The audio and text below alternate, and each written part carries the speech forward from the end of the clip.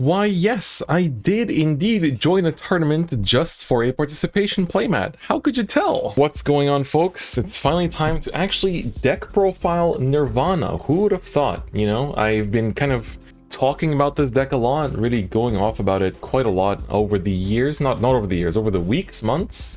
And, you know, I did that whole in-depth sort of like deck study about the deck, but I never really actually profiled it. And of course, going into set 2, I'm not going to be doing the deck study thing all over again. It's very time consuming. So instead, we're going to do a regular deck profile, talk about the new cards, do our usual stuff, show the mulligans, you know, show the right deck discards and all that great stuff as we usually do. So of course, I do appreciate you guys liking the videos and subscribing if you haven't already. Usual YouTuber stuff. If you want to pick up any of these cards, you can also go to parkage.com and use discount code DifferentFight for 5% discount at checkout, which is cool, supports the channel, great stuff all around. All right, so without any further ado, let's just get into the deck profile and talk about the cards in this deck. As always, we're going to start with the ride line as we usually do. So of course, the ride line is pretty straightforward. We're running the actual start deck lineup, so not using Trickstar as the starter, which I'll explain why. So of course, as most of you probably know these cards, so this is going to be the Sunrise Egg. If you go second when you ride on top of it, you draw a card. And so the reason why you run the Sunrise Egg starter and not Trickstar is because Trickstar, yes, is a great card, simply because, of course, you can Soul Blast it out and you'll always have 2 Trickstars in rotation in game at all times. You don't have to like draw into the second Trickstar, but in this meta, there's still quite a lot of decks that pop off quite greatly on turn 3. The Mirror Match, Orfist, Bastion. Like, those are 3 fairly popular decks that all have huge power spikes on turn 3, and especially if you go second, dealing with that power spike is pretty difficult, and therefore I think the extra draw that you get from the Sunrise Egg is really, really good. So I personally prefer it just for that safety of the extra card draw that you have to survive going second, because even if you don't draw from it going first, I'd rather grind it out to get the second Trickstar rather than risk losing just because I went second. Then of course, the grade 1 is the Reno. So Reno is a 10k attacker on Vanguard or Rearguard Circle, and of course, when you ride over it with Ryu, you can search your deck for a Trickstar and call it to Rearguard Circle and then shuffle your deck. So just Trickstar setup. And finally, we have Ryu. So when she's rode upon by Nirvana, you can Soul Blast 1 to search for a Vairina, the base Vairina specifically, and put it into your hand and shuffle your deck. And then when she attacks, she also is a 12k attacker, but that is hardly relevant. We just use her for the Vairina search. And finally, we have Nirvana, the boss unit itself. Once per turn, you can discard a card from your hand to revive a grade 0 from your drop zone. And then when he attacks, you can count -1 to power him and all of your cards with the overdress ability by 10k power, and they will get the power up even if they're not in overdress state. They just have to have the ability. So just of course a great boss unit. 10k power to your front row essentially is always going to be good. So that is our ride deck. So pretty straightforward, I would say, nothing too complicated here.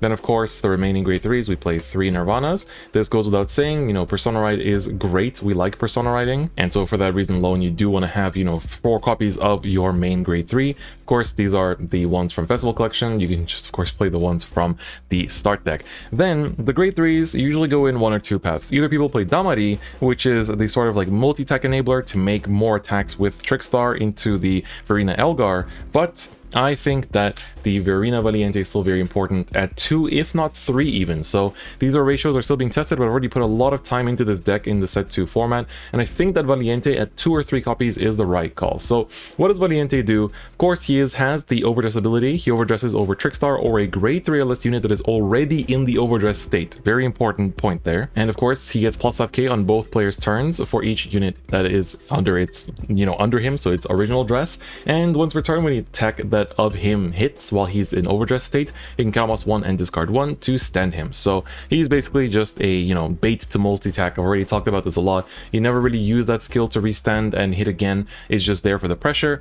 But the real reason why we play him is that he is a 23k beater. Like, you call him down without even overdressing, you power him up with Nirvana, and you will be able to just push him, you know, push your opponent like 4 damage, where your multi-attack that you have with Vairina Erger will actually become more useful. So we want to run him just to kind of like put down and attack with the Nirvana, then attack with them, and then push the opponent to like 4 damage or so, where the multi-attack becomes a lot more threatening. And that's why I think playing this many copies is good. Against some matchups, you can just overdress into him as well and just have like a strong beater that's hard to take care of. And, you know, it's like a pretty sticky card on the board. So for that reason, I think you can also run 3 copies, and of course, you know, depending on the matchup, overdress as well.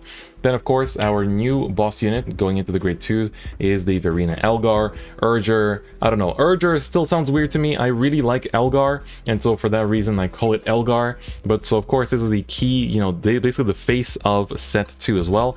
Oddly enough, it's easier to read the non-SPs, so we're going to be showing you the regular triple rare here. So he overdresses over Trickstar, but in a pretty special way. Of course you can overdress him from hand in main phase as usual, but in hand he has an ability. At the end of your battle, that your Trickstar attack the Vanguard. If your Vanguard is Nirvana, so you have to be on grade 3, you can Soul Blast 2 to overdress this card on your Trickstar on rearguard circle as stand and countercharge 1.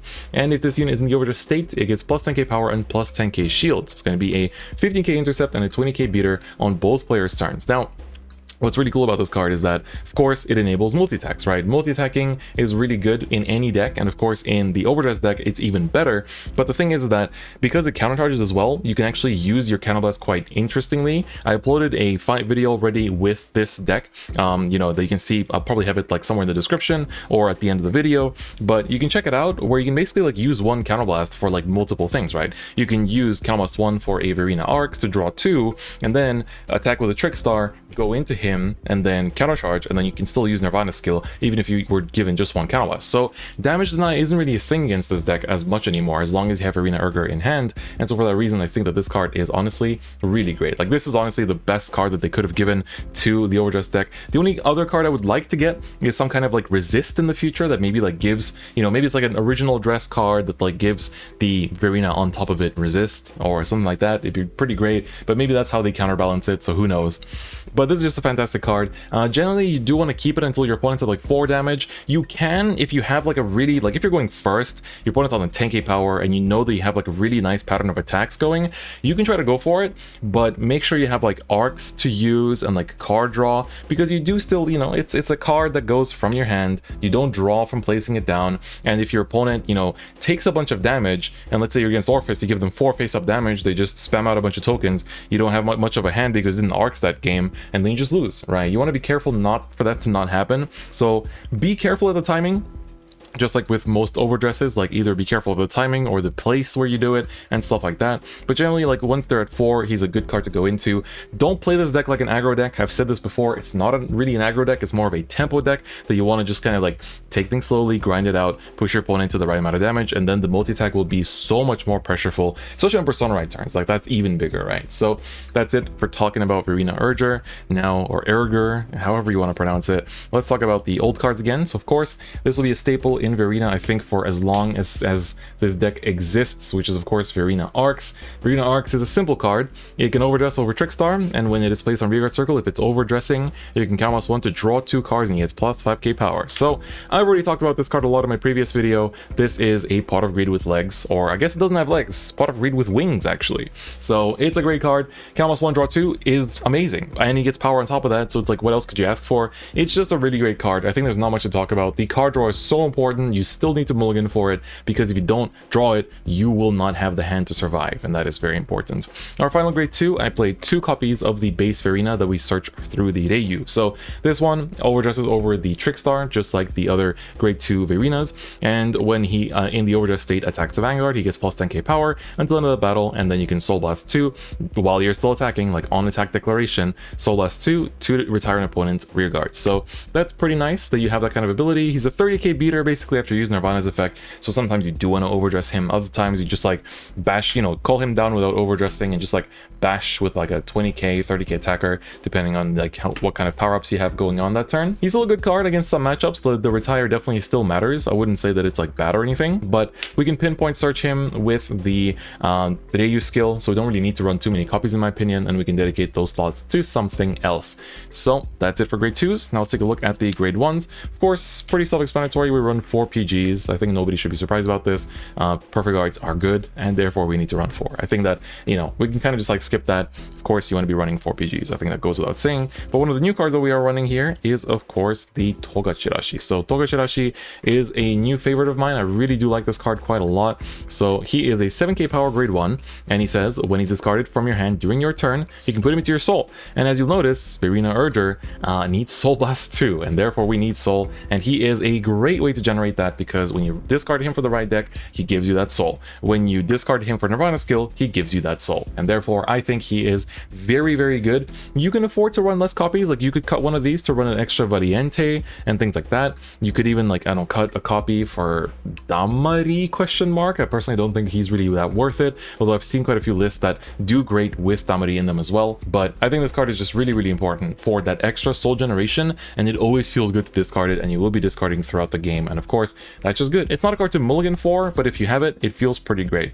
And then the other last grade 1 for the deck that helps our Trickstar columns be good before we go into Vairina Erger is, of course, the Aruna. So Aruna says when she boosts a grade 0, she gets 5k. So basically, she's an 18k booster when she boosts Trickstar. That's how you should be reading that effect, and that's good, right? Because on a non-persona right turn, we're going 18 into Erger, who will be 30 after the Nirvana attack. So Nirvana will be 23. Whatever Vairina you have will be like between 20 and 40 for all that matters. You know, it doesn't really, you know, you can scale pretty hard. And then the Vairina Erger that you placed from overdressing will be 30. So having an 18k column is still annoying even now, because they didn't add any like consistent 10k shield cards, and so therefore 18 is an annoying number, and that's really good. And of course, you know, this can also, if it comes to it, boost your triggers and make them more strong, but that's not really what we use her for. You only really need one. You need to be careful when you call her down as well, in the Bruce matchup especially, because you don't want her to get attacked into by Leonard, so do watch out for that. Of course, going into the grade 0s, we have, before we look at triggers, the other grade 0 that this deck plays as a 4 of, which is the Trickstar. Now, shoutouts to current world champion Nuno Raimundo for helping me get hooked up for these Trickstar DSRs for a good price. Not really meant to be a flex, I just really liked the art, kind of like how I really liked the Seraph Snow one, and so I was like, you know what, let's do it. And also because the fact that these, I think, will stay pretty stable in price for a long time, so if I ever want to get rid of them, I can, if I want to just like keep one. But yeah, Trickstar is, of course, you know, it cannot be selected by your opponent's card effects, which is good in the prison matchup. In quite a few matchups nowadays, like there's quite a lot of retire going around, so it's actually quite nice that he can dodge that, but otherwise he's just there to be our overdress target for everything. So yeah, it's a great card.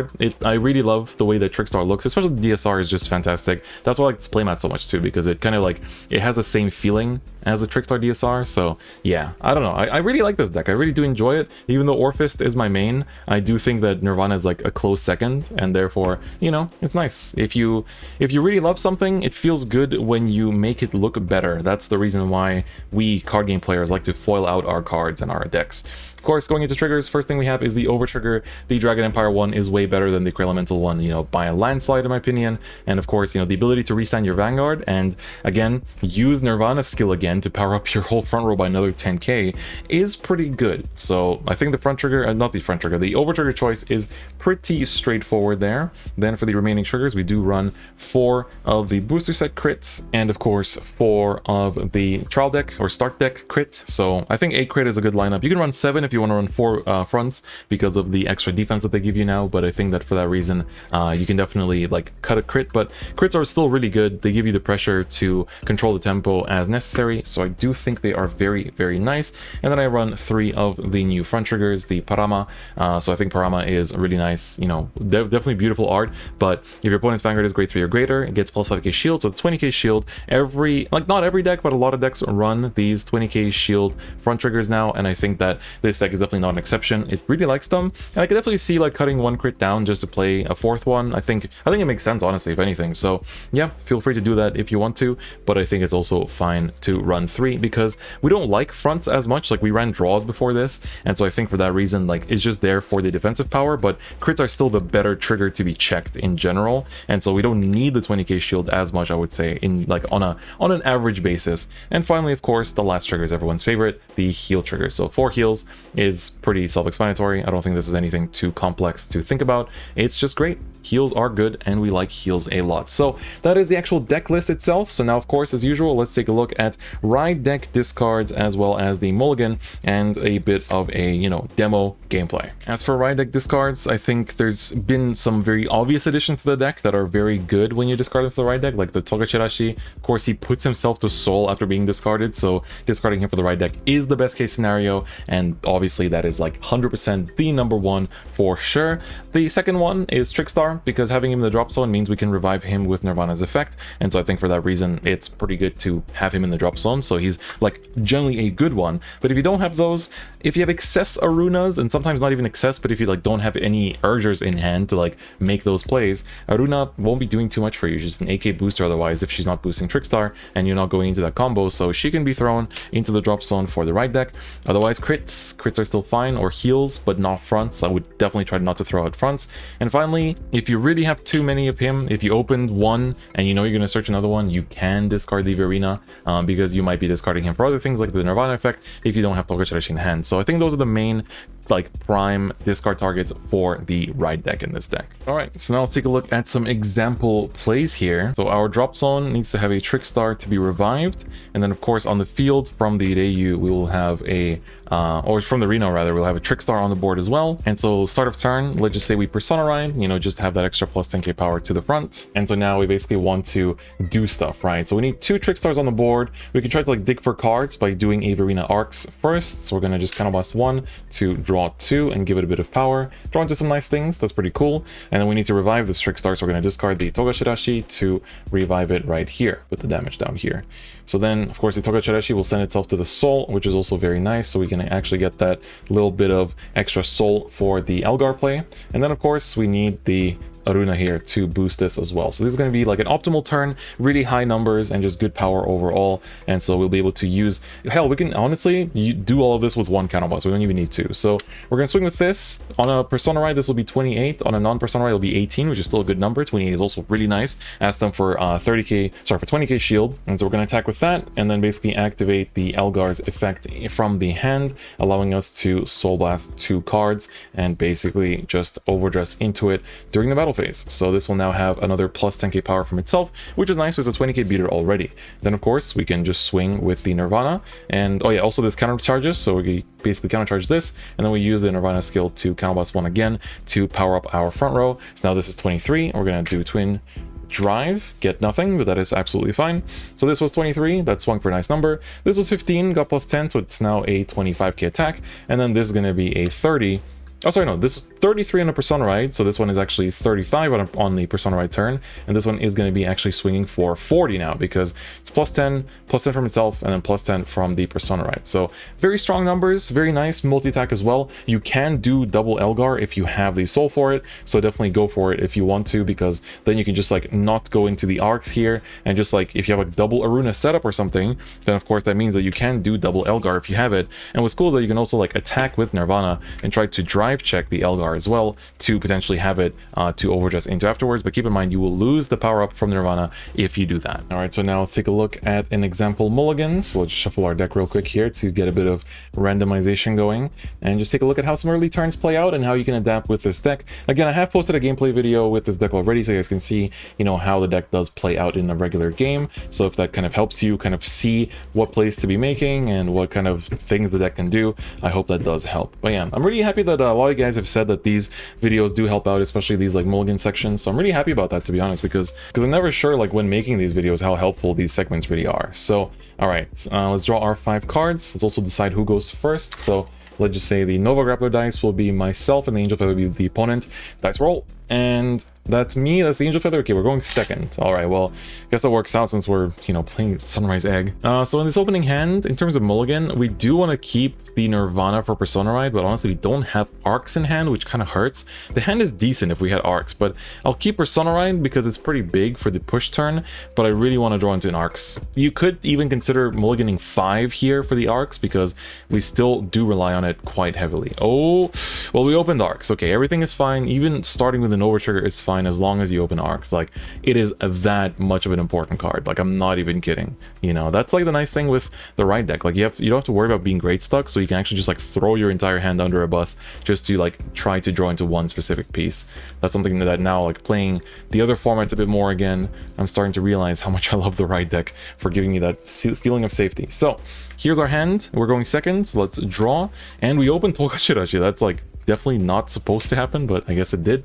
All right, so we discard Togashirashi right into the Rino, and the starter skill will let us draw one card, draw into the front, that's fine. And then the effect here will put the Togashirashi into the soul, so we have more soul for the other plays later on. Nothing else to do this turn, so we just swing, going second for 10, see if we get a trigger. We get a Persona Ride, which is pretty good, so we're quite happy about that.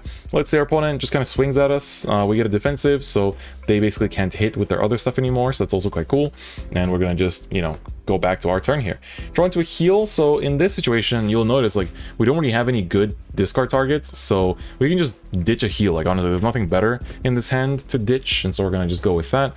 And then, of course, go into the Ryu here and use the Rino's effect to search for a Trickstar and Superior Call it. So just take out a Trickstar from the deck and go into it, and then, of course, shuffle the deck. That's the important thing. Make sure you shuffle that deck as well, nice and well. Otherwise, you know, it's very important. It's very important. Okay, so now this is what our field looks like. Let's take a look at what we can do, right? So depending on the matchup, if you're playing against something super aggressive, you don't need to necessarily arcs in the back row, but generally for safety's sake, I still like to not get damage denied. But of course, we can still now like actually go into an Elgar next turn and prevent that damage deny. So it's like a bit of a coin toss, I guess, but let's just say for safety's sake, let's do it in the back row at least first to draw 2. We get an Aruna, which is really nice. Now we can make nice plays with the Trickstar. We get an other arcs in hand too, which is really good. You know what? I will probably go for the Elgar play next turn, I think, so we can probably just do this and intercept this away so we can get a Trickstar in the drop zone. So that's also something to consider. It's like, if you don't have a second Trickstar in the rotation yet, you want to probably intercept this away so you actually get the Trickstar to revive for next turn, right? So we attack, get a heal trigger, let's say that procs, and we give the power here, so we're at 0 damage gaming, and then we basically attack with the arcs here, and then next turn comes, let's just say we get crit, Persona Ride goes away, front goes away, that's all right, don't need to worry about that too much, and then let's just say we intercept away with this because we don't have any other Trickstars, and we really need it in the drop zone. And then, I don't know, let's just say we guard one of the attacks because, like, it's their turn 3, so they're probably popping off a little bit. You know, we will guard a bit here and there, depending on the matchup, of course. If that was Bruce, that would not be doing so much on turn 3. And so here, we open another Togashirashi, so we might as well discard it for the right deck here, use its skill to put it into the soul, and then use the Ryu skill to take it out of the soul and search for a regular Vairina. Here, the regular Vairina will still be necessary for just pushing, so we do want to have it for that reason. I saw a bunch of Trickstars in the deck there, and definitely want to randomize this now because they felt pretty glued together. So just make sure you shuffle well, and shuffle safely. All right, so that's going to be it. We do a quick shuffle and put the deck back. Add this to hand, very important. And push the damage over here a little bit. Maybe push the Vanguard over here a little bit. I apologize for the glare. I have my lights on pretty high right now because it's pretty late at night. So here, we don't have any Trickstars in hand, so we have to really be careful about how we're going to do this turn, right? Because we want to probably discard the Vairina here for the Trickstar revive, because alternatively we can do Aruna, but then we lose out on the power bonus that we have, and I think it's not even worth it to do an Elgar turn here, so maybe we do discard Aruna and then we just push for the Trickstar next turn. So let's discard Aruna and revive a Trickstar here, so bring that back and then just go into an Arcs. We have the counterblast for it as well, so let's just do Arcs, you know, CB1 and draw 2. Draw into crit heal, that would have been nice to check instead. So here I think we're going to just go for a traditional push turn. So we're going second, so the opponent's at 13, so we have to keep that in mind. But that's okay, we're going to just attack with this, and this is going to be a 23k swing. That's all right. And the opponent takes it or doesn't take it, we check crit. Elgar, I mean, this goes to one of the attackers, and we basically just, you know, bash, try to push them to 4 as much as possible. If they're at 4 and you can't finish the game, maybe you bash out a rearguard, take something else out if there's a pesky target around. Somehow the glare this time around is a lot worse. All right, well, we'll have to deal with it. All right, so we're once again like somehow not drawing into any Trickstars, but it goes back to our opponent's turn. Let's say they crit us again. We get a front again and a Trickstar. Well, there it is at long last. And so here we're gonna have to start thinking again. You know, we need to put those Trickstars back into rotation. So let's just intercept away with this, and then just kind of like, you know, put down a bunch of cards to guard with. Maybe they even take out our over trigger from hand. You know, it's like, you know, something super aggressive. Turn 4 can definitely be quite a bit of a push for sure. So then let's stand and draw into PG. That's okay. We're gonna Persona Ride and draw. We get another Arcs, but do we need Arcs here? Our hand is pretty low, but maybe our opponent's at like 5 and we can try to push them with that instead. So let's just do our best and push the way we know. So gonna discard our spare Elgar here. here and basically revive the one Trickstar that we have in rotation, really showing the weakness of playing one Trickstar, or like not playing Trickstar starter here. But as you can see, you can still definitely like deal with it and like work with it, right? And we are on Persona Ride, so our numbers are a little bit bigger, right? So we can swing with 15 here. It's an easily guardable attack, but it's still a solid attack, I would say. And then of course we Soul Blast 2 and Overdress into the Elgar, which lets us countercharge. So we countercharge 1, and then of course we're going to just attack immediately with the Nirvana, sorry, not the Trickstar, but we are going to counterblast the Trickstar to heal it out and put it into the drop zone. But with how many heals I've been drawing into, I don't think it's going to be happening anytime soon. This is now 33 because we Persona Road. Arcs crit trigger, so that's quite nice. So we can give it to one of our attackers and then basically just bash, and usually the game might end around here. If it hasn't, well then that's cool, because we have, you know, we can take 1 damage, get a defensive. I've been really checking defensives here. Intercept with this for a 15k intercept, which is really strong, and we like that a lot. And then just try to guard the remaining attacks, right? Drop a 15 and then, like, you know, drop a PG, discarding an arcs, so we can have the Persona Ride to try to finish things this turn. It's, you know, it's kind of like a back and forth. So we Persona Ride, let's see if we draw into something good. Valiente is kind of cool, not really what we need, so we're probably gonna just like discard arcs to make Trickstar here for another Persona Ride turn, and basically just kind of do this thing all over again. You could even like push like this basically to make this a 23 now, or 33 in attack. So attack with Trickstar for 15, and then of course use the Elgar's effect to Soul Blast 2 and not superior, right, to Overdress into it, and then of course just go with the Nirvana once again and swing with a 33. See what you get. PG, that's great. This one would be swinging for 33 and this one would be swinging for 40. So normally with that many attacks you should be generally finishing up the game. And there you have it, folks. That is the Nirvana deck in all its new glory, with the support of Vairina Erger as well as the new cards from D-BT02. Hopefully this video helped you guys make your first deck lists for the, you know, for this archetype in general. Of course, there are plenty of other cards you can try out. There's the Horn of Blessings, there's the Damari. It's got a lot of different cards, and of course this deck is looking pretty good in this meta. You know, it's quite fast, so the Bruce matchup, of course, while it does kind of spiral out of control if it goes too late, you don't really call much of a back row outside of like a Runa, so you do have a good matchup into the Leonard as a card itself. And generally speaking, you do have just really nice board presence and strong rear guards, and most importantly a strong intercept on top of that to make things work, which I think is really, really nice. So feel free to experiment with the deck. You don't have to settle for this specific deck list if you want to try out different things, but for those of you that need a starting point with Overdress and Vairina Erger in this set, then hopefully this did help you. Of course, let me know your thoughts in the comments below. You know, what kind of cards are you trying out? If your list is similar to this, what your experience is playing the deck, and I'll try to look through all of them as much as I can. But anyway, that's gonna be it for me today. Thank you so much for watching, and I'll see you guys next time. Bye bye.